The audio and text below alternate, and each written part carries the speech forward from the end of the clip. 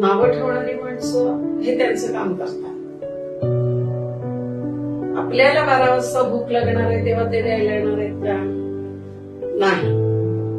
1 तारखेला पाणी बिल मागायला येणार आहे तेव्हा ते येणार आहेत का? नाही. मग ते त्यांचं काम करू देत, मला जे करायचंय ते माझं काम मी करते. संपलं ना. लोक हे म्हणतील, लोक ते म्हणतील, अंक काय म्हणतील याचा विचार केला तर जगायला नको. लोक त्यांचं काम करतात, त्यांना त्यांचं करू द्यावं. आपण का सगळी सोंग आणता येतात, पैशाचं सोंग नाही आणता येत. तुम्हाला 4 दिवस माणसं घालतील.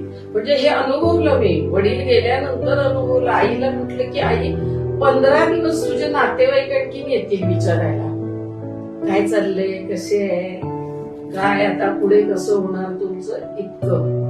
इथून बाहेर गेल्यानंतर ते बघणारही नाही पाठीमागे तुम्ही जगलायत, मेलायत का, तुझी मुलं जिवंत आहेत का, तुझी मुलं जेवतायत नाही जेवतायत, काही पडलेलं नसतं कुणाला. त्यांचं काम फक्त यायचं, मज्जा करायची, नावं ठेवायची आणि निघून जायचं.